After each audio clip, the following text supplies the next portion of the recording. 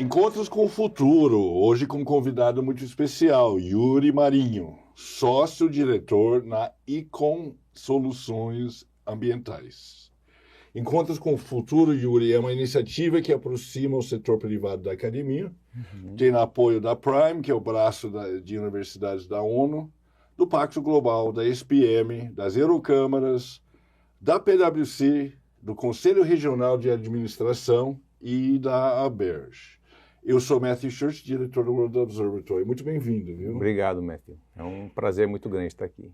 Ô Yuri, conta o que faz a Econ Soluções Ambientais.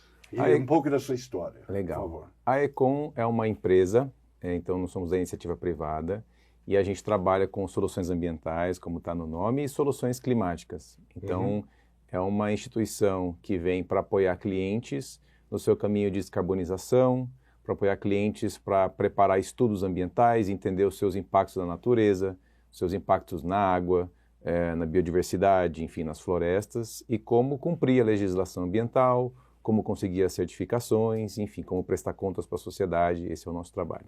Sim, e quais são as áreas mais quentes no mundo ambiental agora, digamos assim, sem trocadilho? Sem trocadilho? Eu acho que clima. É clima, né? É clima. A gente tem uma cobrança grande, né, da sociedade, da imprensa, em relação aos impactos dos governos e das empresas em relação ao clima. O Brasil tem uma legislação que a gente costumava dizer bastante rigorosa, e eu tenho ouvido cada vez mais dizer que é uma legislação avançada. Então, muito legal essa mudança de perspectiva ou de olhar em relação à nossa legislação, né? Ah, que interessante. Dos empresários. Tenho ouvido dos empresários. Olha só, em vez de inclusive rigoroso, estão falando do avançado. Inclusive do agronegócio. Então, é uma mudança bem legal, assim, de se ver. Claro que ela não deixa de ser rigorosa e muito difícil de se cumprir. Mas, ao mesmo tempo, eu acho que a nossa sociedade, nosso empresariado, começou a perceber que o Brasil, por ter muitos ativos ambientais, né, por ter mais da metade do território ainda coberto por floresta, acho que muita coisa era natural para a gente. Então, produzir, né, é um país muito forte para produzir, tem muita terra, muito espaço, mas eu acho que cada vez mais a gente está vendo quão importante é a floresta para plantar uma batata, um milho e uma soja. Quão importante é a floresta para você viabilizar uma temperatura adequada, para ter aula nas escolas, para você viver nas cidades, etc. Então, eu acho que como o Brasil avançou em legislação, claro, criando rigor, mas ao mesmo tempo garantindo um mínimo, né? Então, área de preservação permanente, reserva legal, unidades de conservação, a gente foi vendo... Podia contar para a gente o que são essas três coisas? Claro. Então, o Brasil tem legislações ambientais, normas, que são já, de certa maneira, antigas perante a nossa história, claro. Então, a gente tinha um Código Florestal que era de 1965, a gente tem uma lei da Política Nacional de 1981, e depois foram vindo, enfim, mais normas, década de 90, ano 2000, etc. E aí a gente foi criando alguns conceitos para tentar conservar os nossos ativos, né? Então nós temos muita floresta, como eu disse.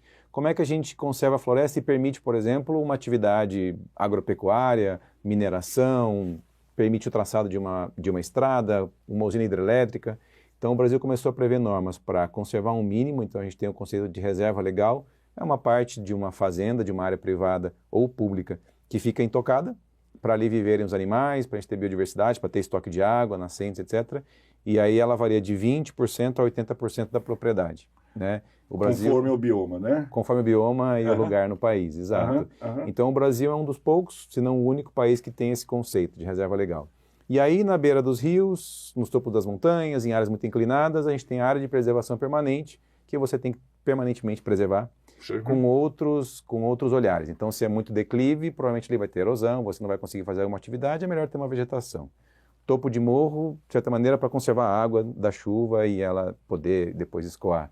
Beira de rios, para não assorear o rio. Então, a gente foi criando esses conceitos e protegendo os nossos ativos, e depois a gente foi percebendo com o tempo que isso tinha um impacto positivo na nossa economia, né? O Brasil tem um PIB de 11 trilhões ano de reais, dos quais mais de 3 trilhões são do agronegócio. E o agronegócio vive de água de chuva, de solo fértil e de condições climáticas favoráveis. Então, boa parte da nossa economia está atrelada a uma condição climática favorável, né? Uhum, uhum. E essa água de chuva vem muito da floresta amazônica, né? Exatamente, né? Acho que uma das principais funções da floresta é criar uma condição, enfim, hidrológica favorável, mas ela também cuida de baixa temperatura, né? Então, a gente percebe que a floresta, ela regula a temperatura e a umidade, né? Então, né, quando a gente vai para uma cidade, é bem fácil perceber que quando você chega, a coisa vai esquentando, com asfalto, prédios, etc.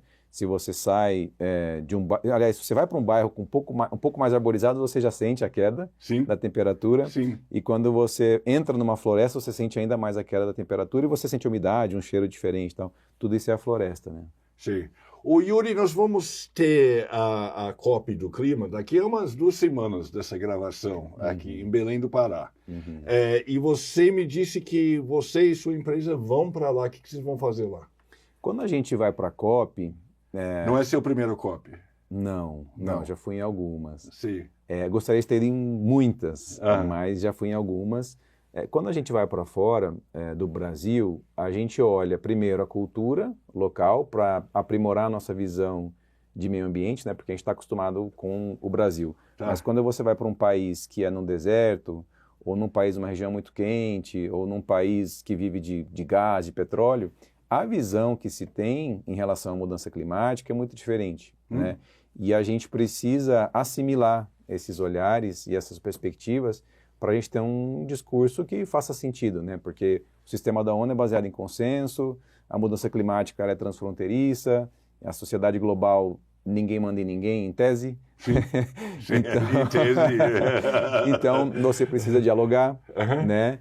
E então a gente quando sai vai primeiro para aprender e assimilar essas perspectivas, mas também para levar um pouco de Brasil, né, das nossas experiências de Brasil, e tirar um pouco essa figura do Brasil, que é visto lá fora como um país desmatador, um país de subdesenvolvimento, de muita corrupção, violência, etc., e levar um Brasil que sabe produzir, que tem um agronegócio responsável, que tem biocombustível, enfim, que tem muita natureza, muita água, e sabe fazer muita coisa, né? Então, e agora quer ter um mercado de carbono também.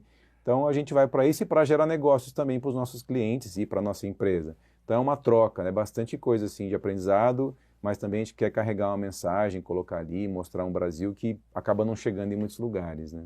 Perfeito. O que tipo de cliente te busca, assim, e como é que ele fica sabendo da Icon Soluções? Como que é esse caminho normalmente? Quais são as perguntas que fazem para você?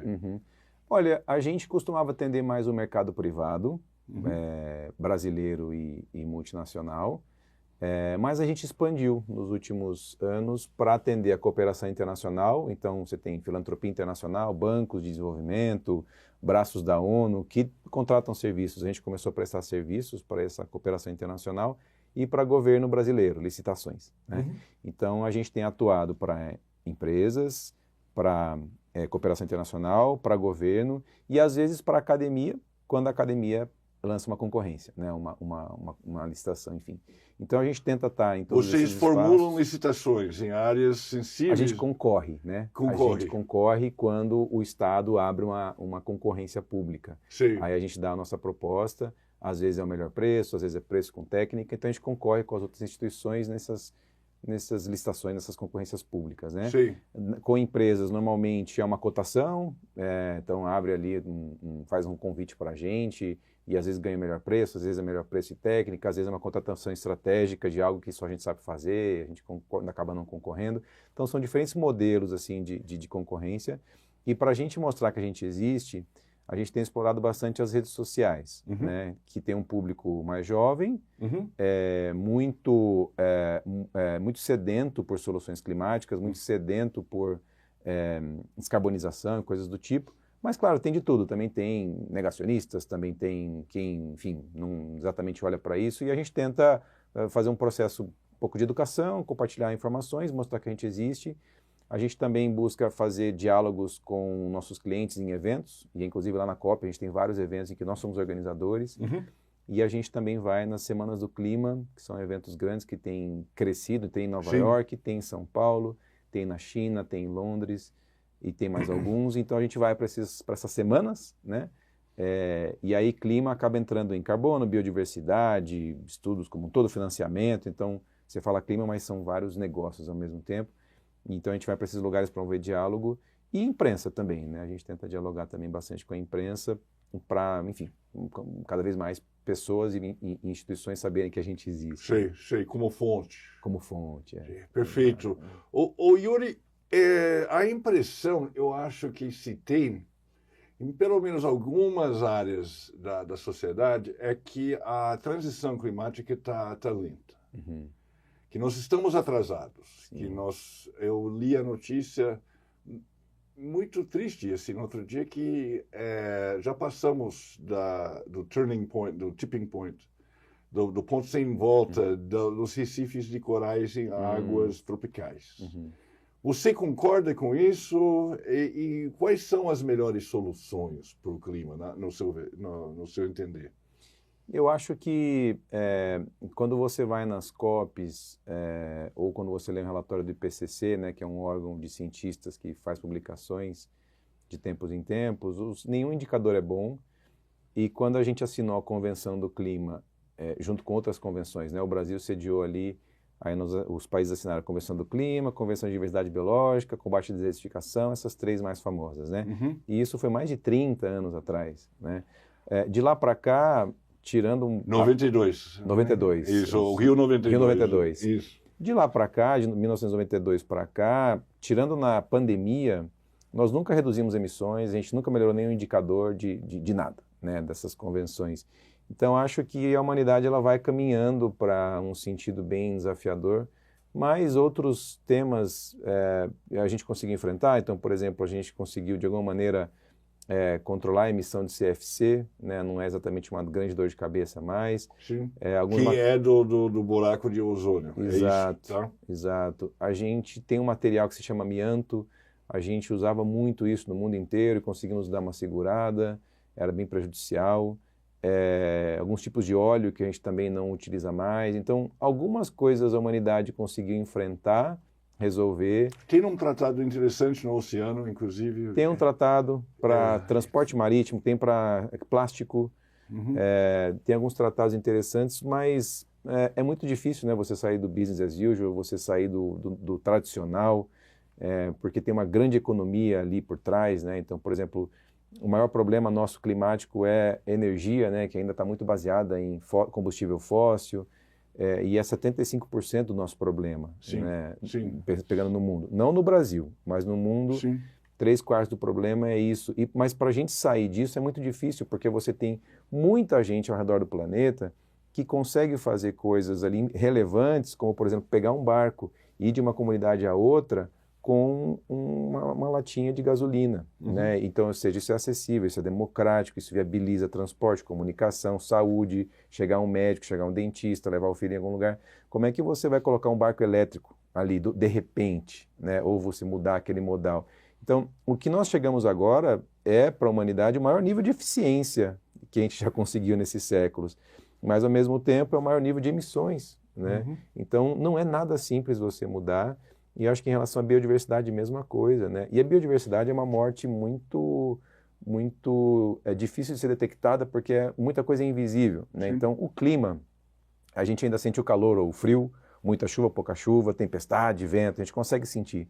Mas a perda da biodiversidade é uma morte quase invisível, né? Como os recifes de coral, como tantas espécies que já foram extintas, mas a gente não está vendo aqui, né? Se a gente sair e estiver ventando muito quente, a gente vai lembrar da mudança climática, mas a biodiversidade é muito difícil a gente se lembrar indo embora para casa, né? Então, acho que são desafios muito grandes e eu não sou muito otimista com a vitória nessas frentes, mas a gente tem tentado, o sistema ONU como um todo tem sido questionado pelo modelo que se adota, e daí vem os mercados, né? Mercado de carbono, talvez a gente tenha um mercado de biodiversidade, em que você acredita que o dinheiro e os instrumentos econômicos vão acelerar se você premiar, né, projetos e soluções que tragam descarbonização ou ganho de biodiversidade, mas está bem difícil de conseguir bons números, né? Sim. E o que você espera da COP30? Você está otimista? Aí sim eu estou otimista, porque eu acho que, sendo no Brasil, sendo em Belém, sendo na Amazônia, ainda que a gente tenha problemas de hotéis e deslocamentos e coisas do tipo, eu acho que a mensagem da floresta vai poder ficar forte, é muito difícil não ficar. A gente deve ter uma abordagem de implementação, acho que isso a presidência está querendo colocar, né? Ou seja, vamos parar de pensar para onde ir, vamos fazer o que a gente já imaginou que tem que ser feito, ou já combinou que tem que ser feito, ou seja, implementar. Eu acho que a gente vai poder falar de agricultura, né? Nós temos um padrão de agricultura, ainda que a gente converta áreas de floresta em agricultura, o que é um grande problema. Nas áreas onde a gente já produz, o nível de sustentabilidade da produção brasileira é muito acima da média mundial. Só que a nossa laranja, o nosso café, o nosso algodão, quando chega em algum lugar para vender, ele não tem um preço maior do que o outro que foi feito sem sustentabilidade. Eles têm o mesmo preço. A gente provavelmente vai tentar advogar por um preço cheio apenas para quem tem indicadores corretos. Tá. E aí o meu café, a minha laranja ou outro produto que não tem os mesmos indicadores, ele vai ter um desconto, ele vai valer 97% do valor cheio, 95%, 90%. Então acho que discutir isso no Brasil vai ser possível, porque é um país de agricultura regenerativa, ou agricultura responsável, enfim, é um país de floresta, é um país de biocombustível, de energia limpa. Então acho que para isso vai ser muito bom, a gente colocar isso, fazer uma pressão para que isso se torne um padrão internacional, mundial, mas não sei se dá para ir muito além disso, meu otimismo. Eu acho que é trazer para a agenda e para evidência, para os holofotes. Mas se isso vai virar boas decisões e bons encaminhamentos, aí não está muito... E os 75% que são dos combustíveis fósseis? Esses a gente tenta há muito tempo, né, tirar de lá, mas é difícil. Eu acho que o Brasil vai tentar, né? O Brasil vai, como fez em Baku, no Azerbaijão, ano passado, né, o Brasil e outras delegações pressionando para a gente descarbonizar, né, fazer a saída desses combustíveis. O Brasil com certeza vai fazer isso, embora tenha acabado de aprovar, né, uma perfuração super polêmica e tem com certeza motivos para todos os lados, mas o Brasil vai advogar pelo fim dos combustíveis fósseis, com certeza.